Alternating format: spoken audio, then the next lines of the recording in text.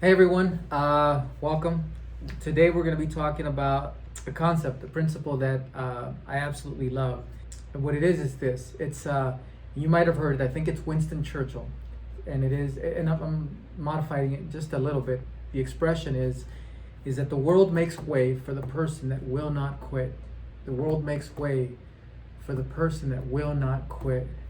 I've lived it, I've experienced it over and over against insurmountable odds.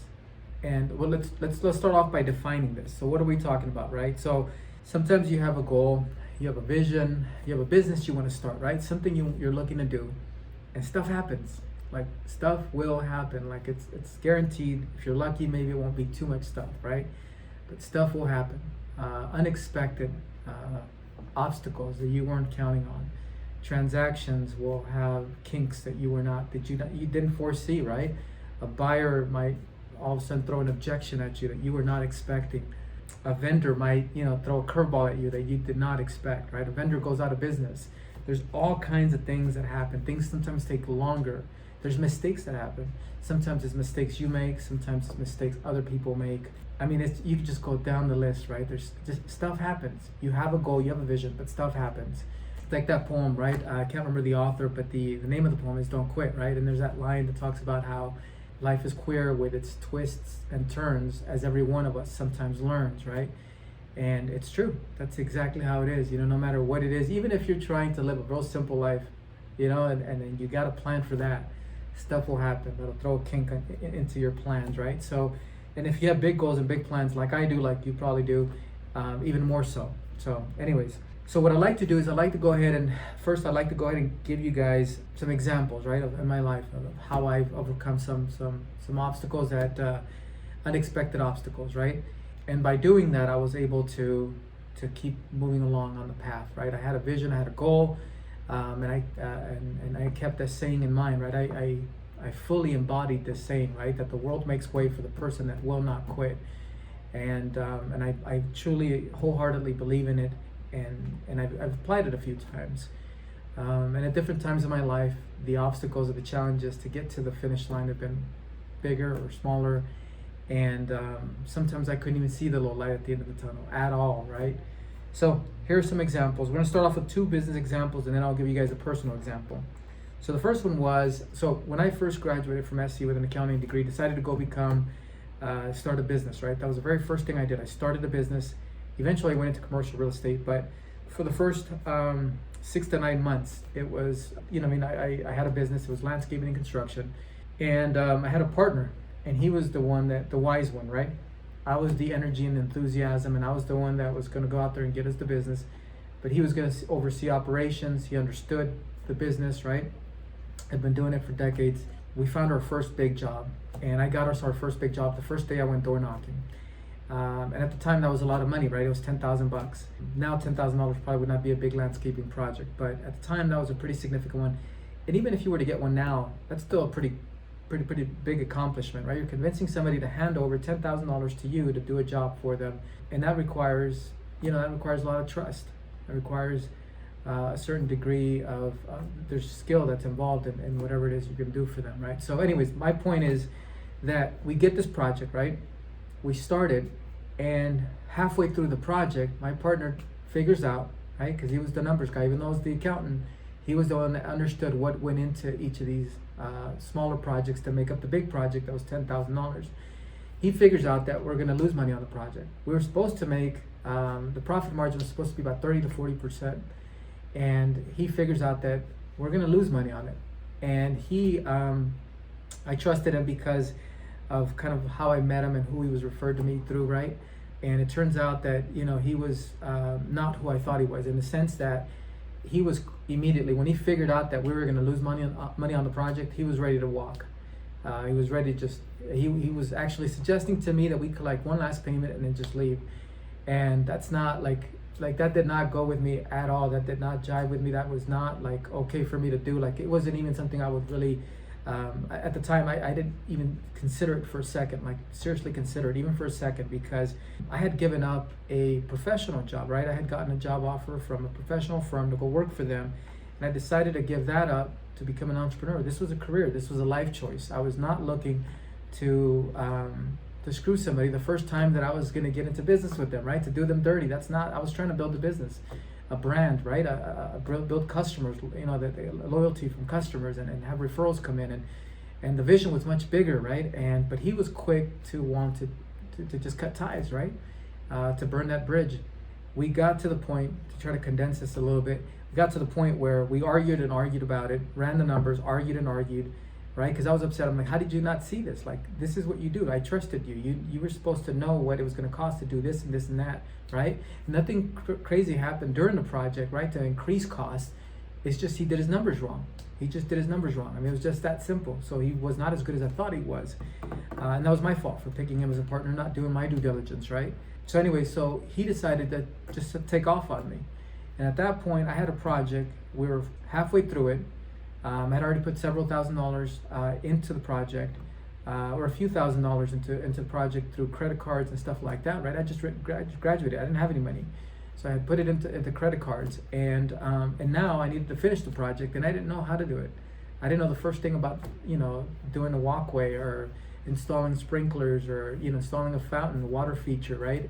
That was not what I'd studied. That's not what I had done for work. So anyways, but I had that vision that I was going to finish with this client. I was going to finish on good terms. He was going to be happy with me, and he was going to refer more business to me, right? That was the objective. That was the goal. That was the vision. Stuff happened, right, during the project. But I stuck to that. I had that vision and I had that goal, and I stuck with it. And I figured out a way, little by little. Every day was a struggle. Every day was a challenge. Every day, the thought crossed my mind about quitting. You know what I mean? And I quickly dismissed it, and I just kept going forward, right? One step at a time, until I was able to figure out how to do this part of it, that part of it, and get the right person for this, and then I'll have to pay them somehow through cash advances from the credit cards or whatever. And I got the project done, and it was exactly the way I had pictured it. He actually referred a lot of business to me. This was all in Southern California. He referred a lot of business to me after that, and it was tough. It was tough, and he saw me, right? He saw that I was on my knees every day, right? Digging trenches, planting stuff, connecting, pipes, and he saw me go through the struggle, right? And by the time we were done with the project, he had more respect for me because he saw that I was willing to kind of humble myself to do the work, right? And get myself dirty and actually get it done, right? And he knew that I needed the money. And because he saw the situation I was in fact, he didn't want to pay me anything at all until the project was completely finished. It led to a little bit of friction, but I agreed and I finished the project. He paid me, and everything worked out, right? But I had that vision. I stuck to it. I knew that I would figure it out one way or another, right? Another example, right, that I think is a good one, right? And this one's kind of a brief one. This was in commercial real estate, kind of a more recent transaction. This was a wholesale deal we were doing, and we stood to make $100,000 as a wholesale fee. All the pieces were there. Should have been easy, right? I mean, we before we went under contract, before we really put a lot of time and energy into this project, we had already looked at all the pieces, knew the process, knew what needed to happen, and had coordinated a lot of it to a great extent, right? So we could see the finish line. We knew what needed to be done.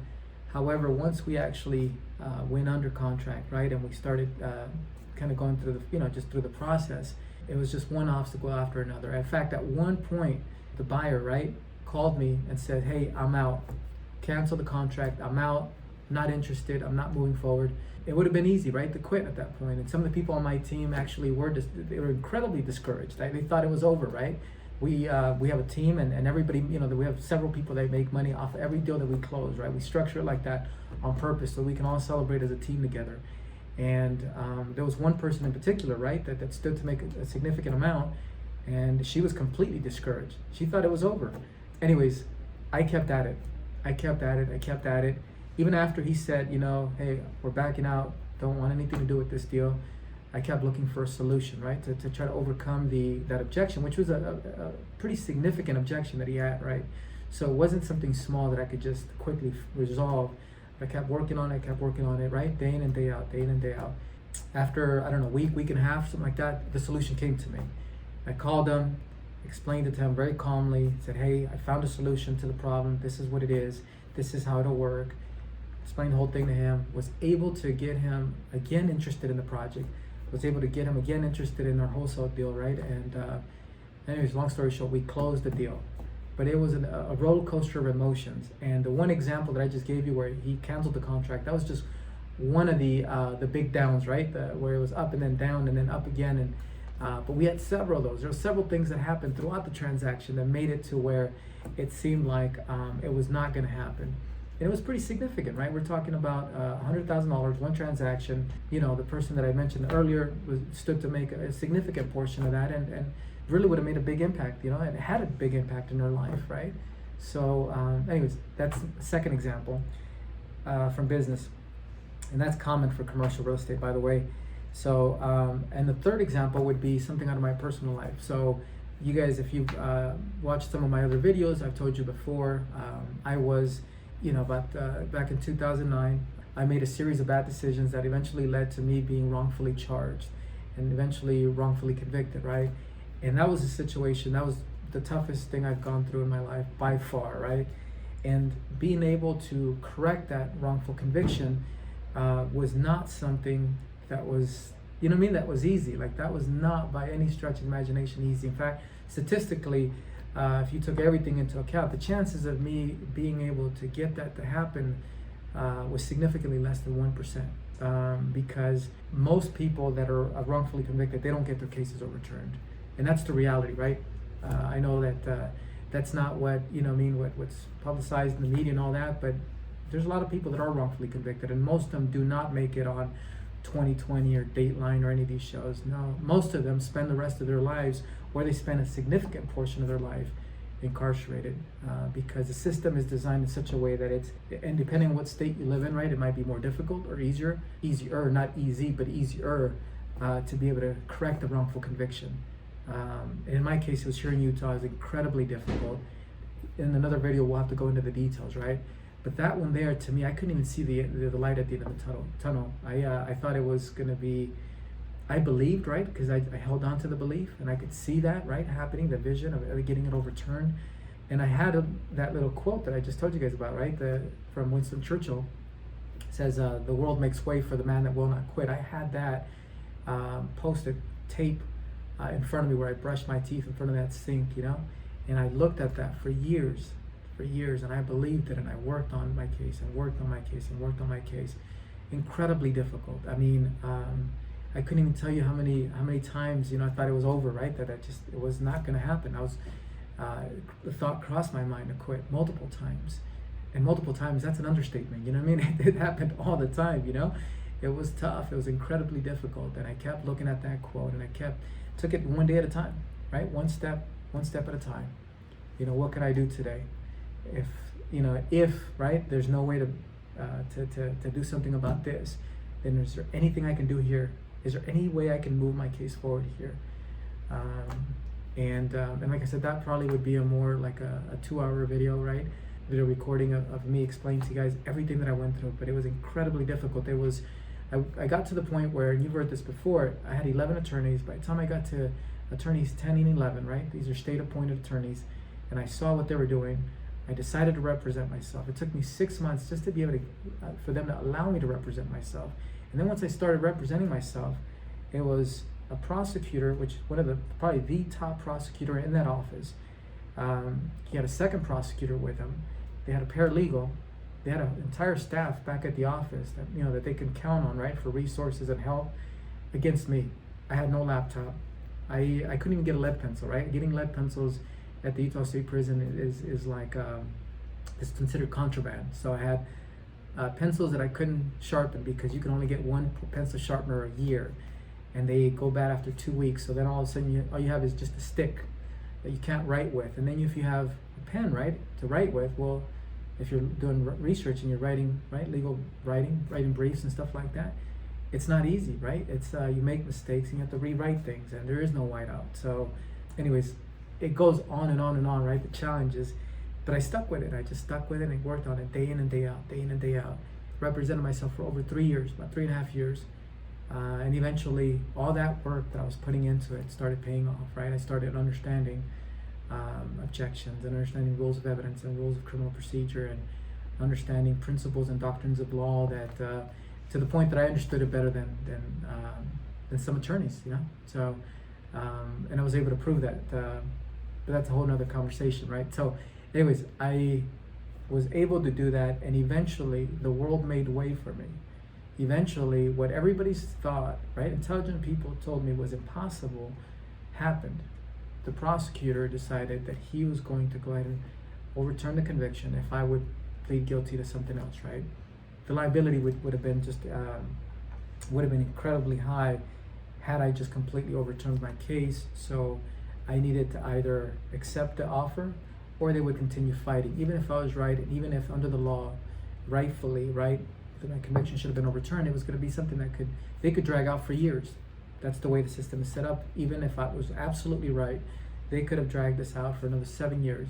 We were able to get a stipulated motion for new trial. Huge accomplishment, huge. And then the judge agreed, right? And this was the presiding judge. He's the one that was there at my trial. So also incredibly difficult to have achieved given all the facts of my case, right? So I hope this was useful to you guys. And just to recap a little bit, right? I'd like to maybe share with you guys some action items and some things that you can apply to your life, right, from these stories. I think number one, right, is you got to know what it is you want. And I don't mean just knowing it. I mean being able to see it. You know what I mean? Like visualize it, feel it. What is it going to be like to actually accomplish whatever it is that you're trying to accomplish?